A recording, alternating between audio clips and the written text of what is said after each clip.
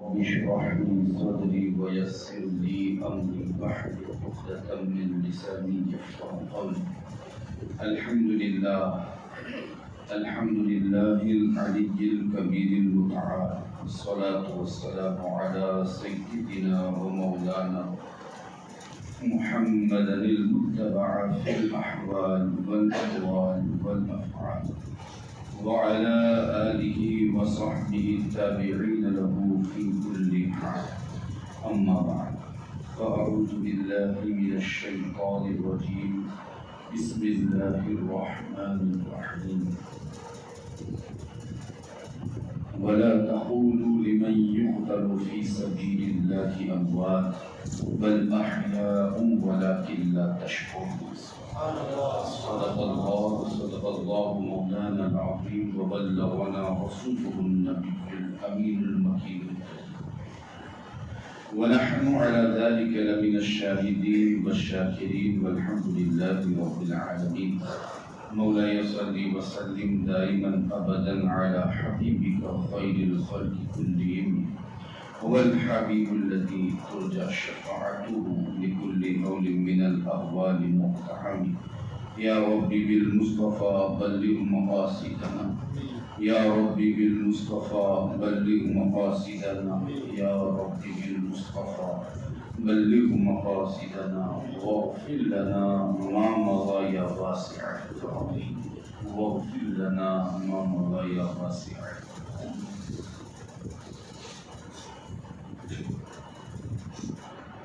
محترم سامعین، آغاز گفتگو سے قبل آئیے ہم سب مل کر نبی رحمت صلی اللہ تعالی علیہ وسلم کی بارگاہ میں درود پاک کا نذرانہ عقیدت پیش کریں.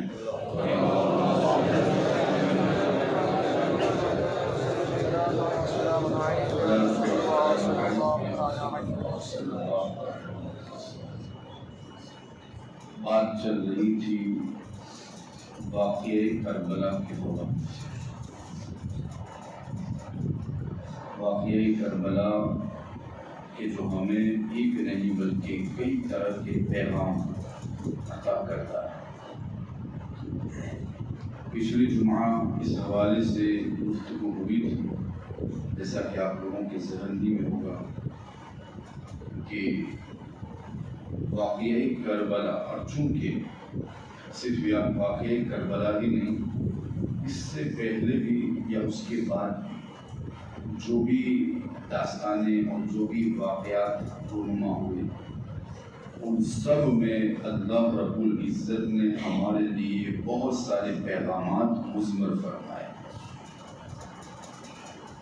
حضرت ابراہیم اور ان سے پہلے اور ان کے بعد جو واقعات قرآن نے ذکر کیے ہیں، اس سے بھی ہمیں کئی طرح کے پیغامات ملتے ہیں. اسی طریقے سے واقعہ کربلا ہمارے یہاں جو ہر سال محرم کے 10 دنوں میں اس واقعے کو الحمدللہ ذکر شہادت امام علی مقام کے حوالے سے بیان کیا جاتا ہے، اس میں ہمارے لیے ضروری ہے کہ ہم اس کو صرف اور صرف تھوڑی دیر لطف اٹھانے کے لیے ہی نہ سنیں، بلکہ اس سے جو ملنے والا پیغام ہے اس کو سمجھیں اور اس کو سمجھ کر اس پر عمل کرنے کی کوشش کریں. واقعہ کربلا سے بنیادی 2 باتیں ہمیں پیغام کے طور پر ملتی ہیں.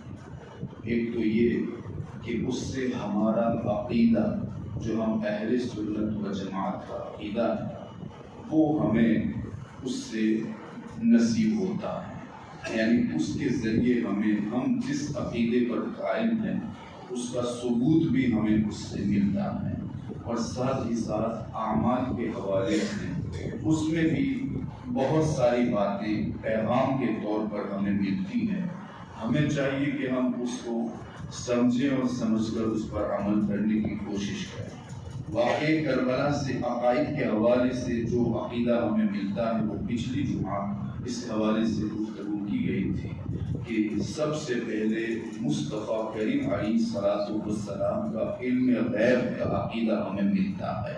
اس حوالے سے حضور علیہ السلام نے امام علی مقام السلام کی پیدائش کے بعد بلکہ اس سے بھی پہلے آپ ابھی تشریف بھی نہ لائے تھے، میرے مصطفیٰ کریم نے لوگوں کے درمیان جو اللہ رب العزت نے حضرت جبریل کے ذریعے آپ کو خبر دی تھی، امام علی مقام کربلا کی سرزمین پر ارض تخت میں وہاں پر شہید کیے جائیں گے، اس کی شہرت اس قدر ہوئی جیسا کہ روایتوں میں آتا ہے، آپ اسے ملاحظہ فرمائیں، کہتے ما کننا نشک و اہل البیت۔ حضرت عبداللہ بن عباس رضی اللہ تعالی عنہما فرماتے ہیں حضور علیہ السلام نے جب بار بار اس حوالے سے خبر دی، اب چونکہ حضور کی باتوں پر سب سے زیادہ یقین کرنے والے اصحاب مصطفیٰ صلی اللہ تعالی علیہ وسلم کہتے ہیں کہ حضور علیہ السلام نے ہمیں جو بتایا میرا یہ بیٹا شہید کر دیا جائے گا، اس زمین کا نام بھی بتایا، بلکہ اس زمین کا نام ہی نہیں بلکہ حضور نے وہاں کی زمین بھی بتائی، اور وہاں کی زمین کی مٹی بھی وہاں سے لائی گئی، اور وہ زمین کی مٹی حضرت ام سلمہ کو دی گئی۔ ام سلمہ اسے بار بار دیکھتی، اور پھر جو روایت آپ نے پچھلی جمعہ میں سنی، اس حوالے سے اس سے پتہ چلتا ہے کہ یقیناً ہم سے بھی زیادہ عقیدت رکھنے والے اور یقین رکھنے والے وہ صحابہ کرام کی جماعت ہے۔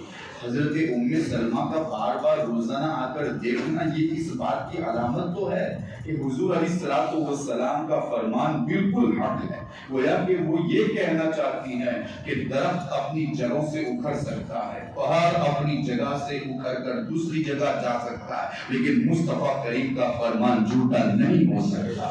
حضور علیہ السلام جو فرما دے وہ بالکل برحق ہے۔ تو وہ جو روایات لوگوں کے درمیان مشہور ہوئی تو حضرت عبداللہ بن عباس کہتے ہیں ہمیں اور اکثر اہل بیت کو اس بات میں کوئی شک و شبہ نہیں تھا، یعنی ذرہ برابر شک کی گنجائش ہی نہیں تھی، کیونکہ حضور علیہ السلام کا فرمان عالی شان تھا، اور حضور اپنی طرف سے تو کچھ بولتے ہی نہیں ہے، وہ تو زبان بھی وہ رکھتے ہیں جس کا ذکر قرآن نے فرمایا وَمَا يَنْطِقُ عَنِ الْهَوَىٰ إِنْ هُوَ إِلَّا وَحْيٌ يُوحَىٰ، وہ اپنی خواہش سے کچھ بھی نہیں بولتے، وہ جو بھی بولتے ہیں وہ وحی الہی ہوا کرتی ہے، یعنی اللہ رب العزت کا ارشاد ہوا کرتا ہے۔ تو کہتے ہیں حضور نے جب فرما دیا تو اب ہمیں اور اہل بیت کو اس میں کوئی شک و شبہ نہ تھا کہ حسین زمین تب یعنی کربلا میں شہید ہوں گے۔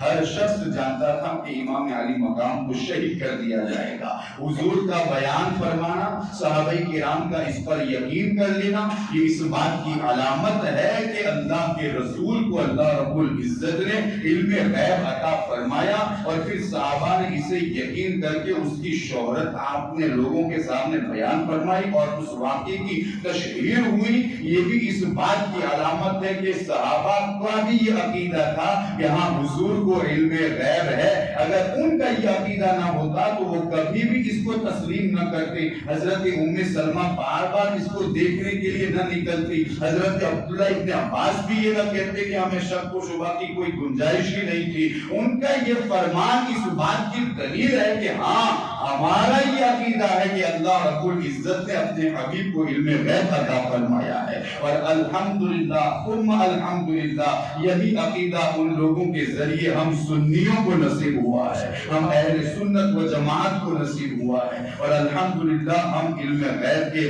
ماننے والے ہیں اور یقین رکھنے والے ہیں، اور انشاءاللہ صرف ہم ہی نہیں ہماری نسلیں بھی اس عقیدے پر ثابت قدم رہیں گی۔ پھر آپ دیکھیں نبی کریم صلی اللہ تعالی علیہ وسلم نے جو ارشاد فرمایا اس کی روشنی میں حضرت یحییٰ حضرمی رضی اللہ تعالی عنہ فرماتے ہیں کہ میں سفر صفین میں یعنی نبی کریم صلی اللہ تعالی علیہ وسلم کے صحابی اور حضرت امیر معاویہ اور پھر نبی کریم صلی اللہ تعالی علیہ وسلم کے دوسرے عاشقوں کے درمیان جب کچھ مشاجرت واقع ہوئے تو اس سفر میں ہم ساتھ میں تھے جنگ صفین کے درمیان۔ تو پھر کیا ہوا تو کہتے ہیں کہ ہم مقام نینوا پر آئے، جب وہاں پر پہنچے تو آپ نے پکار کر کہا، کس نے؟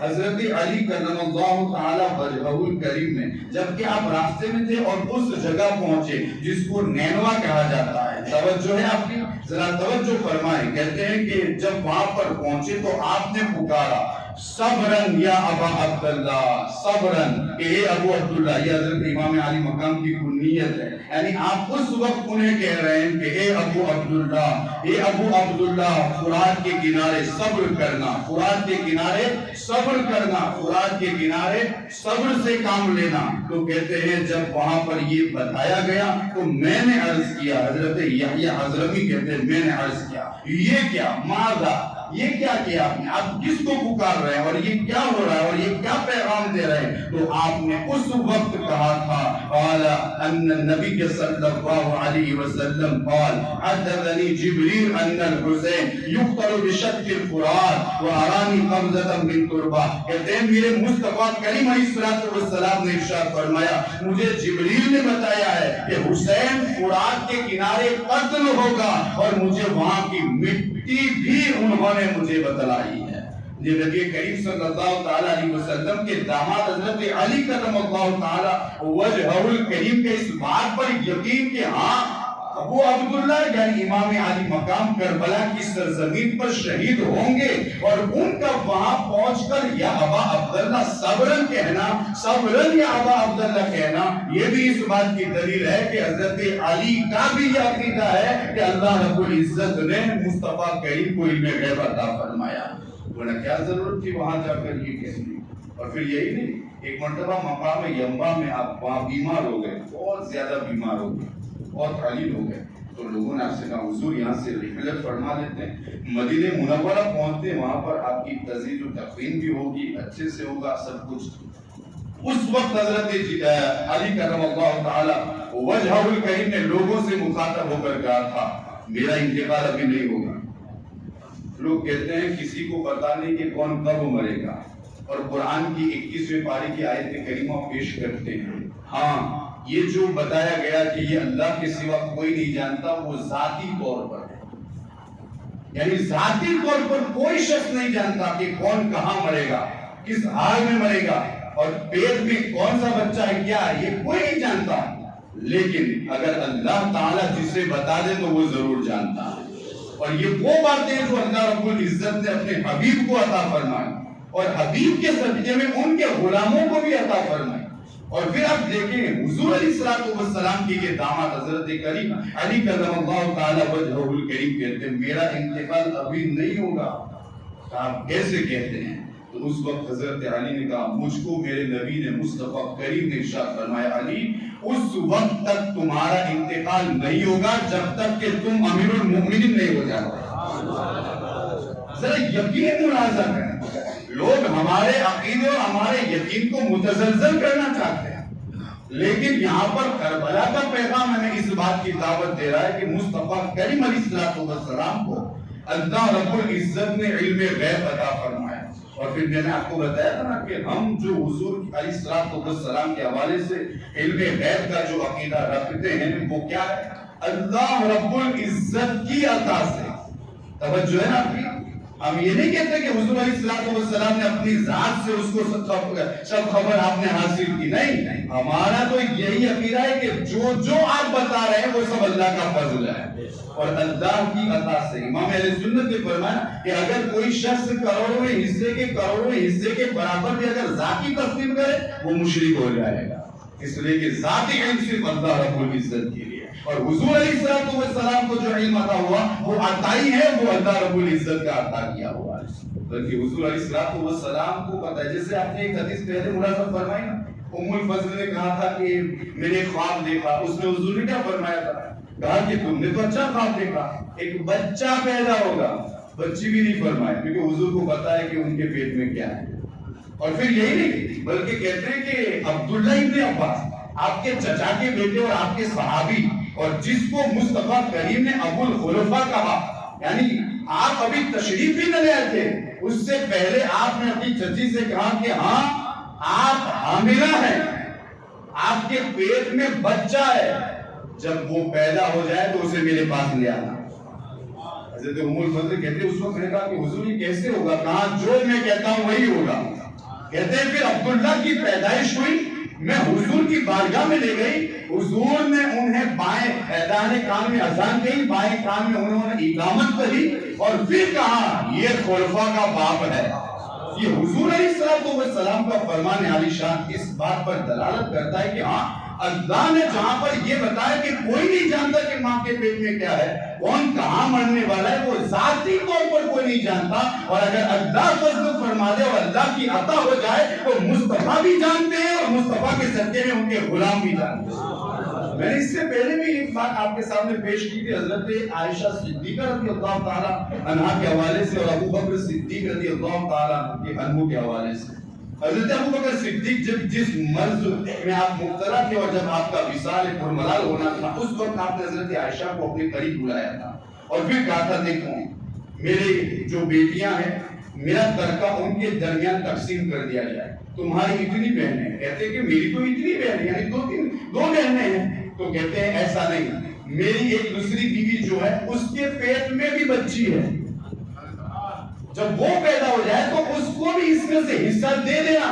حضرت عائشہ فرماتی ہے ہم نے دیکھا جیسا کہ میرے والد محترم نے فرمایا تھا ویسا ہی ہوا۔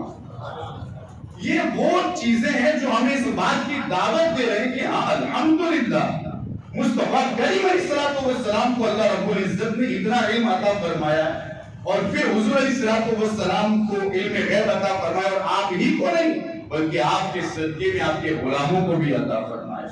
اس پر بہت ساری باتیں ہو سکتی ہیں، لیکن علم غیب کے حوالے سے اگر تفصیلی گفتگو کی جائے تو بہت لمبی ہوگی، کیونکہ ہمارے تو یہاں روایتوں میں اور اکثر ہم تو الحمدللہ واقعات کے ذریعے بھی اس کو ثابت کر سکتے ہیں کہ ہاں صرف حضور ہی کو نہیں اللہ رب العزت نے اپنے محبوب بندوں کو بھی علم غیب عطا فرمایا حضور کے صدقے میں۔ تو غیب کے علم کے حوالے سے جو عقیدہ یہاں ہمیں ملتا ہے واقعہ کربلا سے، وہاں سے ہمیں حضور علیہ السلام کی زندگی اور آپ کے زندہ ہونے کا بھی عقیدہ ملتا ہے۔ آپ نے سنا ہوگا واقعہ کربلا میں جب امام علی مقام کو شہید کر دیا گیا تو پھر کیا ہوا تھا؟ جب حضور علیہ السلام کے اس نواسے کو شہید کیا گیا تو وہ دین بڑا غمگین دین تھا، یعنی اس وقت لوگ بڑے غمگین تھے، اور صرف لوگ ہی نہیں بلکہ آسمان بھی رو رہا تھا، اور جس پتھر کو اٹھایا جاتا تھا اس پتھر سے بھی خون نکلتا تھا۔ یہ روایتوں میں موجود ہے، اگر آپ پڑھ سکتے ہیں تو اس کو پڑھیے، اور آپ نے علماء کی زبان اس کو سنا ہوگا۔ اسی لمحے میں نبی کریم صلی اللہ علیہ وسلم پر کیا گزری تو وہ بھی آپ نے علماء اہل سنت کی زبانی ملاحظہ کیا ہوگا۔ جس وقت امام علی مقام کو شہید کیا گیا اور جس وقت امام علی مقام کو کربلا کی سرزمین پر گھوڑے سے اور سواری سے زمین پر پھینکا گیا اور آپ پر گھوڑے دوڑائے گئے، ظلم کی انتہا کر دی، اور پھر اس وقت آپ پر بڑے ظلم و ستم ڈھائے گئے، اس وقت مدینے والے کے رنج کا عالم کیا تھا، ذرا اس کے حوالے سے دو باتیں ملاحظہ فرمائیں، اور پھر میں آپ کو بتاتا ہوں کہ ہاں الحمدللہ واقعہ کربلا سے ہمیں مصطفیٰ کریم کی حیات کا بھی ایک سبق ملتا ہے اور عقیدہ ملتا ہے۔ ذرا دیکھیں، کہتے ہیں کہ حضرت سلمہ نبی کریم صلی اللہ علیہ وسلم کی آزاد کردہ غلام حضرت ابو رافع کی زوجہ ہیں، وہ بیان فرماتے ہیں کہ میں ام المؤمنین حضرت ام سلمہ رضی اللہ تعالی عنہا کی خدمت میں حاضر ہوئی۔ یہ ام المؤمنین حضرت ام سلمہ ان کے یہاں تشریف لے گئی، تو کہتی ہیں کہ جب وہاں پر میری حاضری تو میں نے دیکھا وہ رو رہی ہیں۔ کون رو رہی ہے؟ حضرت ام سلمہ رو رہی ہے۔ حضرت سلمہ کہتے ہیں ام سلمہ رو رہی ہے۔ میں نے پوچھا، میں نے عرض کی آپ روتی کیوں ہیں؟ آپ کی آنکھوں سے آنسو کیوں جاری ہے؟ کیا ہوا؟ کسی نے آپ کو تکلیف دی؟ اب کیوں رو رہی ہیں؟ تو پھر انہوں نے فرمایا میں نے رسول اللہ صلی اللہ علیہ وسلم کو خواب میں دیکھا کہ ان کے سر مبارک اور ریش مبارک یعنی داڑھی مبارک پر گرد و غبار ہے، ایسا چہرہ تو میں نے کبھی نہیں دیکھا، جن کی زلفوں کو فرشتے سواریں، جن کی زلفیں سو جائیں تب بھی ادھر ادھر نہ ہونے پائے، ان کے سر انور پر میں نے گرد و غبار دیکھا، اس لیے میں رو رہی ہوں۔ پھر کہتے ہیں میں نے عرض کیا یا رسول اللہ، جب ام سلمہ نے آپ کو خواب میں دیکھا تو پوچھا یا رسول اللہ آپ کا یہ کیا حال ہے؟ فرمایا میں ابھی امام علی مقام حسین کی شہادت گاہ سے آ رہا ہوں، میں ابھی وہاں سے آ رہا ہوں اور میں وہاں گیا تھا۔ ذرا اندازہ لگائیں، ہم تو یہ کہتے ہیں نا حضور علیہ السلام اپنے روزے انور میں الحمدللہ زندہ ہے، اب اس سے یہ بھی پتا چلا کہ حضور علیہ السلام کو آپ کے وصال کے بعد کی زندگی میں بھی اللہ رب العزت نے اتنا اختیار عطا فرمایا، وہ جہاں چاہے جس وقت چاہے جا سکتے ہیں۔ مدینہ سے اٹھ کر کربلا کی سرزمین پر پہنچے اور پھر یاد رکھیں اسے صرف خواب نہ سمجھیں. آقا فرماتے ہیں جس نے مجھے خواب میں دیکھا اس نے مجھے ہی دیکھا. اس لیے کہ شیطان میری صورت اختیار نہیں کر سکتا, وہ سب کی صورت اختیار کر سکتا ہے, لیکن اللہ رب العزت نے مجھے اس مقام پر فارغ فرمایا ہے کہ وہ شیطان جو سب کی صورت اختیار کر سکتا ہے وہ میری صورت کبھی اختیار نہیں کر سکتا. اور یہ بھی یاد رکھیں نبی علیہ السلام کا خواب بھی حق ہوا کرتا ہے. اور پھر اس پر ان لوگوں کا رونا, ان لوگوں کے حوالے سے جو کچھ بھی آپ نے روایتوں میں سنا اس کے حوالے سے پھر ہم غور و فکر کرتے ہیں کہ ہاں پتہ چلتا ہے کہ مصطفیٰ کریم الحمدللہ آج بھی باحیات ہے.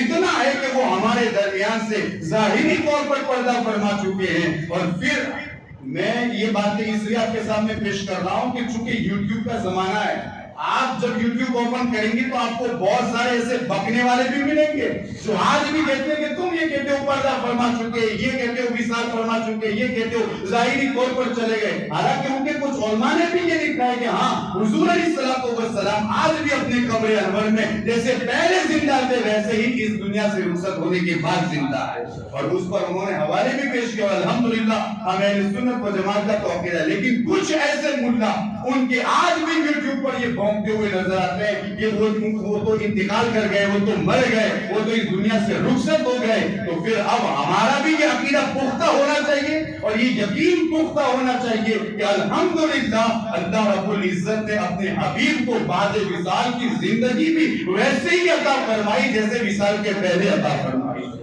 جب چاہیں جس وقت چاہیں آپ تصرف فرما سکتے ہیں اور وہاں سے جا سکتے ہیں. کہتے ہیں مدینہ سے کربلا تشریف لے گئے. ایک اور چیز میں آپ کے سامنے پیش کرتا ہوں. حضرت عبداللہ ابن عباس رضی اللہ تعالی عنہما فرماتے ہیں کہ میں ایک روز دوپہر کے وقت خواب میں حضور علیہ السلام کے جمال جہاں آرا کے دیدار سے مشرف ہوا.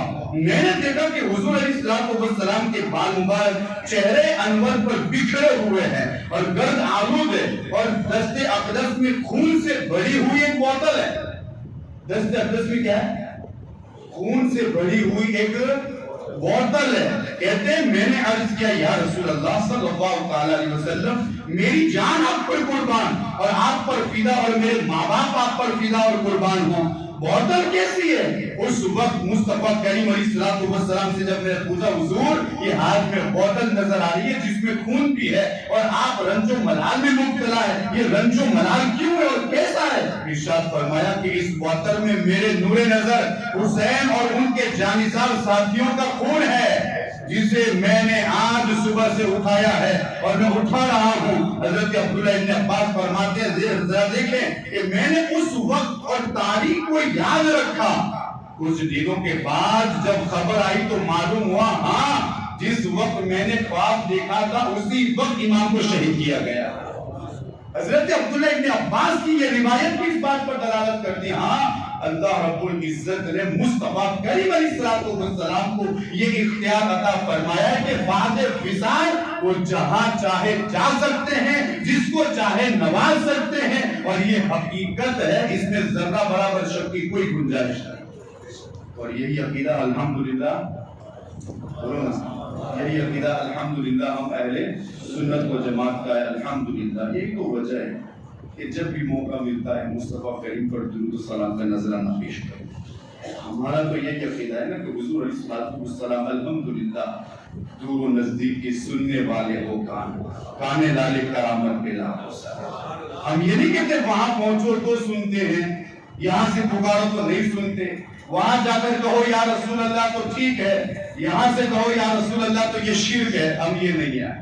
الحمدللہ ہم تو یہاں پر بھی کہتے ہیں یا رسول اللہ. اس حوالے سے بھی اس واقعے میں یا رسول اللہ کہنا کیسا, اگر موقع ملا تو اس حوالے سے اس پر بھی گفتگو ہوگی. تو ان دو روایتوں سے پتہ چلتا ہے کہ حضور آج بھی اپنے قبر انور میں زندہ. اس پر احادیث طیبہ بھی موجود ہے اور نبی کریم صلی اللہ تعالی علیہ وسلم کی دیگر فرامین اور واقعات اور روایت بھی موجود ہے. بلکہ احادیث طیبہ میں نے بلکہ قرآن کی آیت اور میں نے جس آیت کریمہ کو آپ کے سامنے پیش کیا کون سی آیت, ولا تقول, کوئی مشہور ہے نا, ولا تقولوا لمن يقتل في سبيل الله اموات بل احیاء, ہے نا.